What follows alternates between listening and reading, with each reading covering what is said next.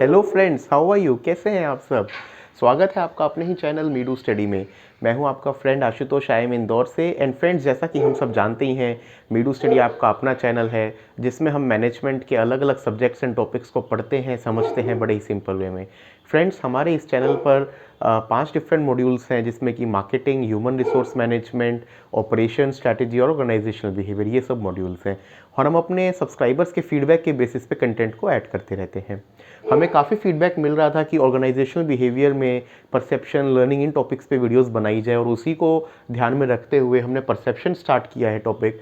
आपको ध्यान होगा फ्रेंड्स, हमारे जिन सब्सक्राइबर्स रेगुलरली हमारे चैनल को देखते हैं, परसेप्शन की वीडियो नंबर 9 में हम ऑलरेडी परसेप्शन को इंट्रोड्यूस कर चुके हैं, जिसमें हमने जाना था कि परसेप्शन बेसिकली क्या होती है। परसेप्शन में जो SOBC मॉडल था उसके बारे में जाना था, स्टिमुलस के बारे में डिटेल में जाना था, और इसको डिटेल में स्टडी किया था। और मैंने आपको कहा था कि इससे जो नेक्स्ट इंपॉर्टेंट चीज़ें हैं, सेलेक्टिविटी एंड ऑल, वो हम नेक्स्ट वीडियो में करेंगे। तो आज हम इसी को कंटिन्यू करते हैं। परसेप्शन इंटरेस्टिंग टॉपिक है, इंपॉर्टेंट टॉपिक है, इसलिए 3 से 4 वीडियोस में कवर किया जाएगा। अगर आपको पिछली वीडियो आपने मिस कर दी है तो आप हमारे चैनल पे प्लेलिस्ट पे जाइए और उसमें प्लेलिस्ट में ऑर्गेनाइजेशनल बिहेवियर की प्लेलिस्ट चेक कीजिए। इंग्लिश हिंदी दोनों में वीडियोस अवेलेबल हैं। चलिए स्टार्ट करते हैं आज की वीडियो को। आज हम स्टार्ट करेंगे एक इंपॉर्टेंट टॉपिक से, जो कि है परसेप्चुअल सेलेक्टिविटी। तो परसेप्चुअल सेलेक्टिविटी, देखिए परसेप्शन हमने समझा हुआ है क्या होता है। सेलेक्टिविटी होना मतलब किसी चीज़ में सेलेक्ट करना, चूजी होना, किसी को चूज करना, किसी को छोड़ देना, तो वो सेलेक्टिविटी कहलाता है। तो अब जब हम इन दोनों वर्ड्स को मिलाते हैं तो क्या मतलब होता है? It refers to the tendency of an individual to select certain objects in environment and disregard the others. वही वाली चीज़, मतलब एनवायरमेंट में देखिए आपके अराउंड 10-15 चीज़ें चल रही होती हैं, आप कुछ को सेलेक्ट करते हैं, देखते हैं, कुछ को इग्नोर कर देते हैं, उसी को परसेप्चुअल सेलेक्टिविटी कहा जाता है। एक एग्जाम्पल देता हूँ। मान लीजिए आप गाड़ी में बैठे हैं, विंडो सीट पे बैठे हुए हैं, और आप गाड़ी चले जा रही है, आप बाहर की तरफ देख रहे हैं बहुत स्पीड में, मतलब आपको बहुत सारी चीज़ें दिखेंगी, लेकिन सारी चीज़ें आपका माइंड कैप्चर नहीं करता, कुछ चीज़ों को करता है। अब उसका रीज़न कुछ भी हो सकता है, जिस वे वो डिस्प्ले की गई है, या ऐसी चीज़ जिसका आपको पता हो, समझ में आए, या कोई ऐसी चीज़ जो अलग वे में अपील कर रही हो, वो सब हम आगे देखेंगे कि कौन सी चीज़ें नॉर्मली स्टैंड आउट करती है। तो माइंड का ऐसी चीज़ों को सेलेक्ट करना और कुछ को रिजेक्ट करना परसेप्चुअल सेलेक्टिविटी कहलाता है। दूसरा एग्जाम्पल देता हूँ। ये हमने आइज़ का एग्जाम्पल लिया, दूसरा मान लीजिए ईयर्स का एग्जाम्पल। आप एक कॉन्फ्रेंस रूम में, मीटिंग रूम में बैठे हैं जहां लोग अलग अलग डिस्कशंस कर रहे हैं, तो 3 या 4 पैरेलल डिस्कशंस चल रहे हैं। आपका किस में इंटरेस्ट और आपके लिए क्या इंपॉर्टेंट है, उसके बेसिस पे आप कोई एक डिस्कशन में ज़्यादा ध्यान देते हैं, बाकी को इग्नोर करते हैं। तो ये क्या है? ये भी एग्जाम्पल है परसेप्चुअल सेलेक्टिविटी का। चलिए आगे चलते हैं। अब आता है एस्पेक्ट्स गवर्निंग परसेप्चुअल सेलेक्टिविटी, मतलब कौन से एस्पेक्ट्स इसको गवर्न करते हैं।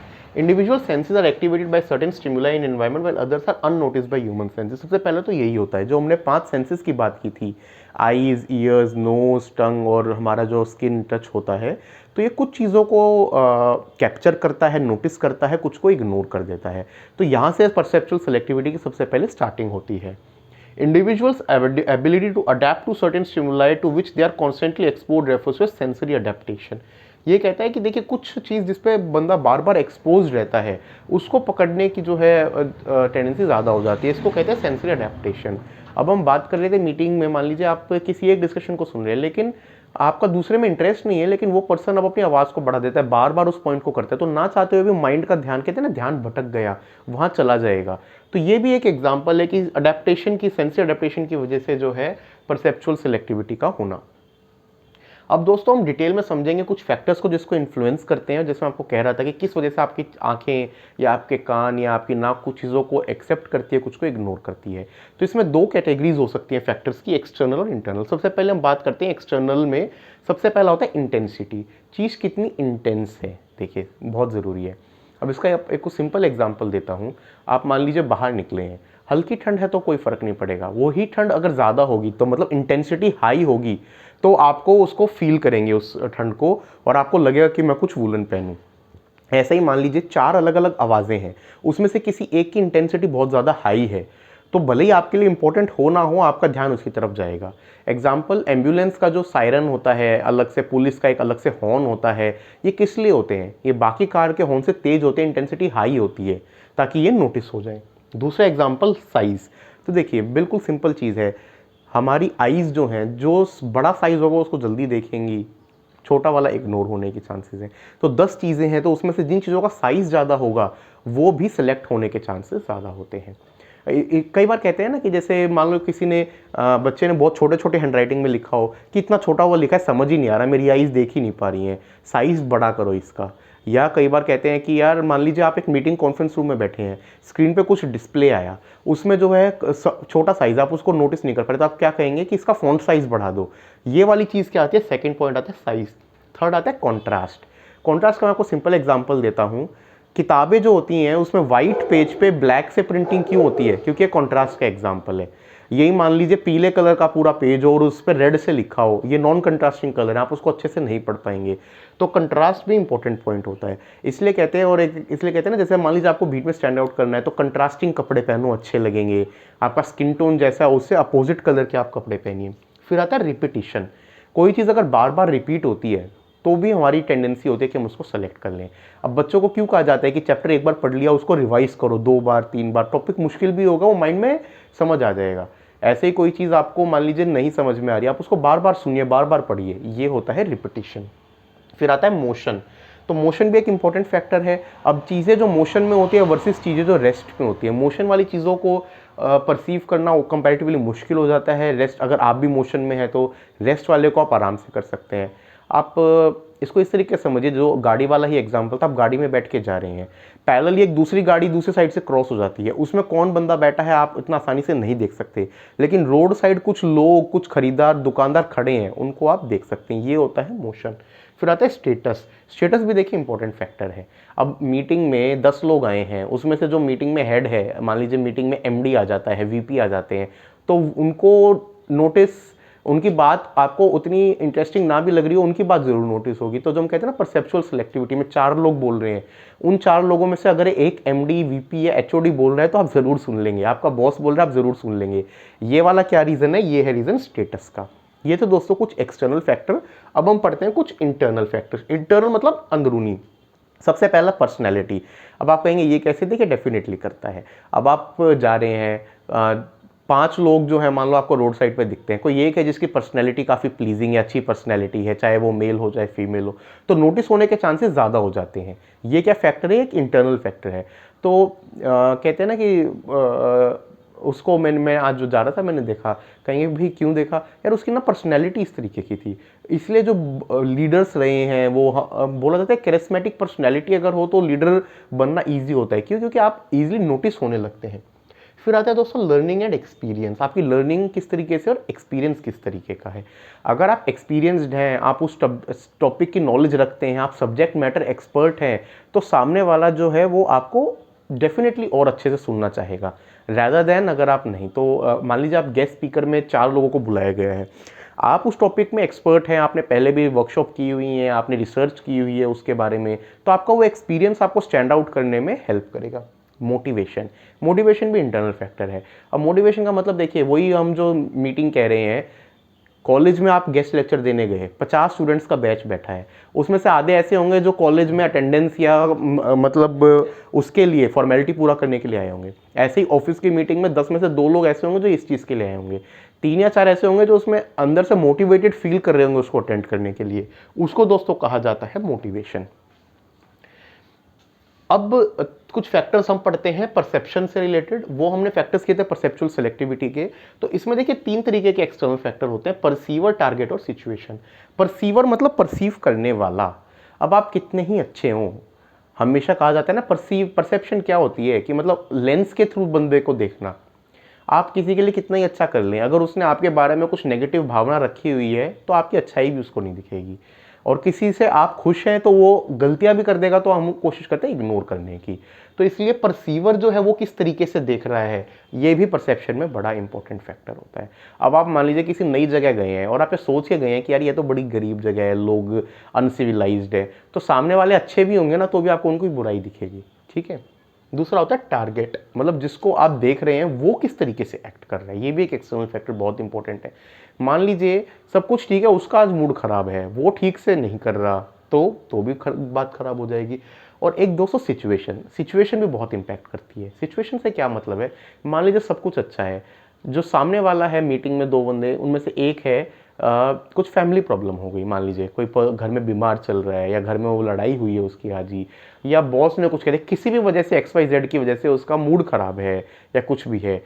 कई बार होता है कि सिचुएशन टेंस, कहते हैं ना टेंस यार मुझे परेशान मत कर, क्यों, मैं गुस्सा आ जाएगा, बड़ी टेंस सिचुएशन में चल रहा हूँ, मुझे 2-4 दिन ना अकेला छोड़ दो।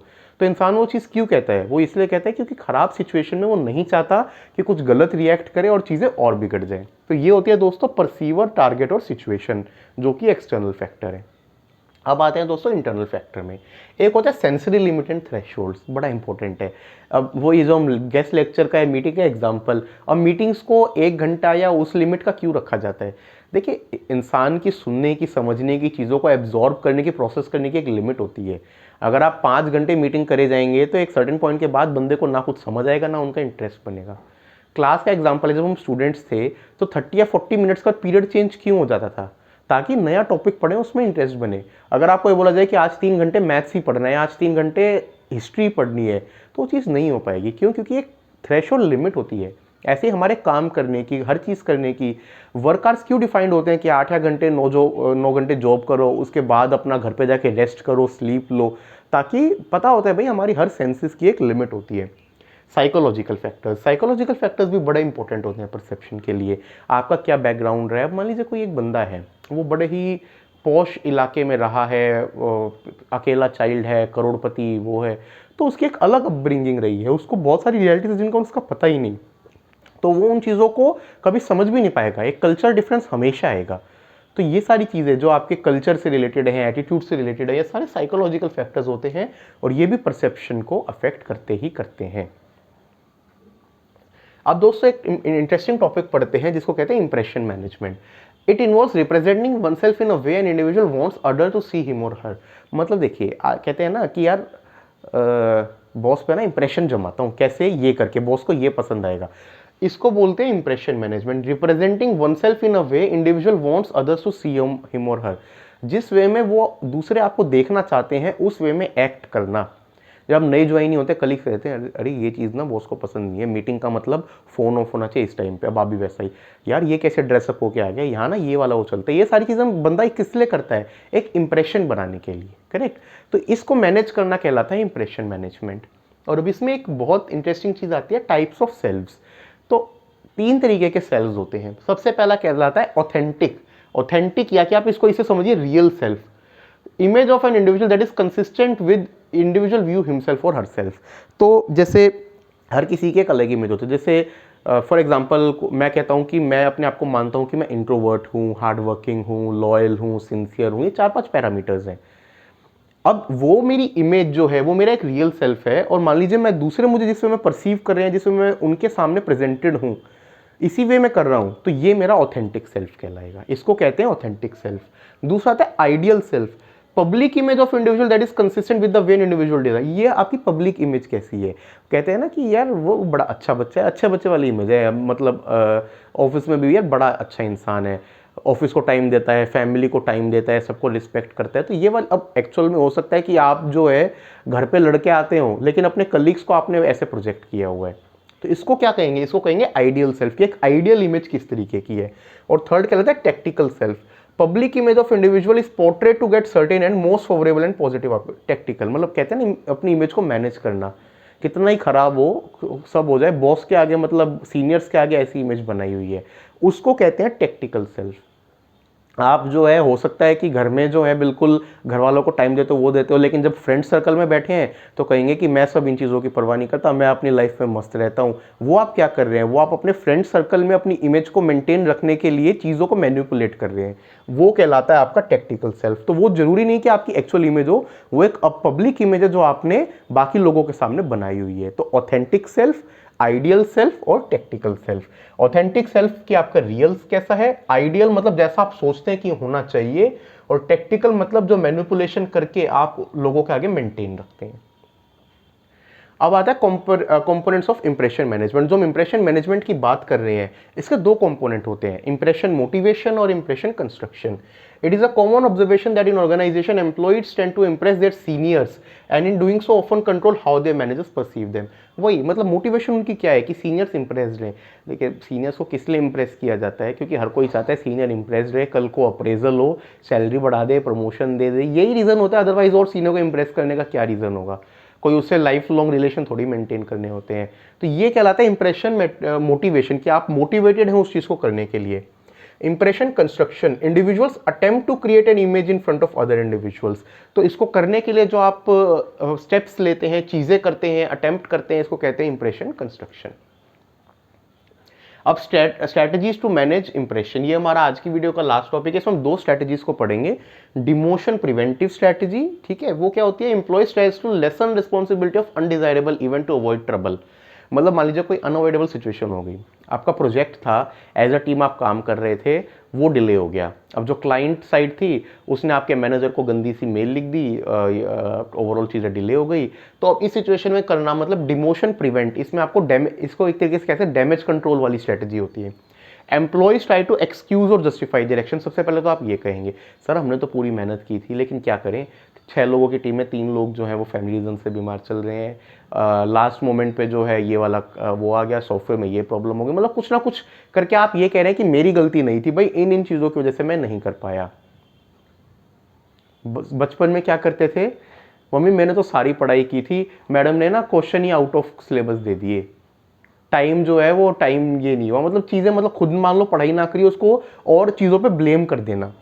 दूसरा, मान लीजिए आप जस्टिफाई नहीं कर पा रहे तो एपोलोजाइज, ये भी इसमें आप क्या करते हैं, डैमेज कंट्रोल। सर इस बार हो गया, आगे से बिल्कुल नहीं होगा, लर्निंग्स हमने ले ली है, एपोलोजाइज करना। Secretly attempt to justify to seniors, अब भाई टीम के सामने तो बोल नहीं सकते क्या हुआ, अब सीक्रेटली उसके बॉस के कैबिन में जाएंगे और उसमें बॉस को बताएंगे, सर मैंने आपको पहले कहा था जब आपने इस नए बंदे को लिया ना, तो ये समझता है, इसका काम हमें करना पड़ता है, हम तो सही काम से कर लें। ये होता है सीक्रेटली जस्टिफाई करना, ठीक है दोस्तों। अब इसके बाद दूसरी स्ट्रैटेजी पे जाते हैं, वो कहलाती है promotion enhancing strategy. Promotion enhancing strategy क्या कहती है, if employ seek to take full advantage for a positive outcome और appear superior to other group member. अब दूसरा ये कि बहुत अच्छी प्रेजेंटेशन हो गई, क्लाइंट खुश है, वो कह रहा है कि भाई आपको जो है हम आपके साथ कॉन्ट्रैक्ट 1 साल के और बढ़ा देते हैं, आपकी टीम ने खुश कर दिया। तो अच्छे काम का ना हर कोई वो लेना चाहेगा, हर कोई अपने ऊपर लेना चाहेगा कि मेरी वजह से हुआ, मेरा इसमें बेस्ट वो था। तो एम्प्लॉइज मैनेजर्स को बिलीव करेंगे कि यार पॉजिटिव आउटकम हुआ, सर देखो कंपनी को इतना बेनिफिट हुआ, हमें भी तो कुछ बोनस मिलना चाहिए, सर अगले साल बोलो इंक्रीमेंट अच्छा होना चाहिए। ये सब क्या होता है, प्रमोशन एनहेंसिंग स्ट्रैटेजी होती है। Employee stress that put more efforts, stress करेंगे सर हम इतना एफर्ट डालते हैं, देखो कंपनी क्या करती है, अगली बार ध्यान रखना sir. Employees make certain that they are seen with right people at right time, ये भी बड़ा वो होता है। वैसे मतलब आपके मान लीजिए सही हो खराब हो, हर तरीके का सर्कल है बचपन में। पेरेंट्स पता है ना पापा मम्मी के आने का टाइम है, उस टाइम जो शरीफ बच्चे हो, अच्छा ग्रुप हो, उनके साथ दिखोगे कि अच्छी इमेज जाएगी। वैसे चाहे सबसे बदमाश लोगों के साथ घूमते हो, ऐसे ही ऑफिस में जब पता है कि कोई मीटिंग है, वो है, उसमें जिस ग्रुप का काम हो रखा है या जो ठीक बंदे हैं उनके साथ बैठ गए, उनके साथ छोड़ने की कोशिश कर रहे हैं, चाहे बाकी 1 महीना उन लोगों से कोई मतलब भी ना हो। तो राइट टाइम पर राइट पीपल के साथ दिखना, ये सब कहलाता है प्रमोशन एनहांसिंग स्ट्रैटेजी। दोस्तों ये थी आज की वीडियो, जिसमें हमने परसेप्चुअल सिलेक्टिविटी के बारे में जाना, एक्सटर्नल इंटरनल फैक्टर्स समझे, इंप्रेशंस मैनेजमेंट के बारे में जाना। कोई भी कंफ्यूजन हो, सजेशन आप हमारी मेल आईडी पे लिख सकते हैं, फिर कमेंट सेक्शन में लिख सकते हैं। अगली वीडियो में हम परसेप्शन को ही आगे पढ़ेंगे। जैसा मैंने बताया इंपॉर्टेंट टॉपिक है, इसको कई मल्टीपल वीडियोज़ में कवर किया जाएगा। आपको कंटेंट अच्छा लग रहा है तो लाइक कीजिए, शेयर कीजिए, सब्सक्राइब कीजिए। थैंक यू दोस्तों, टेक केयर।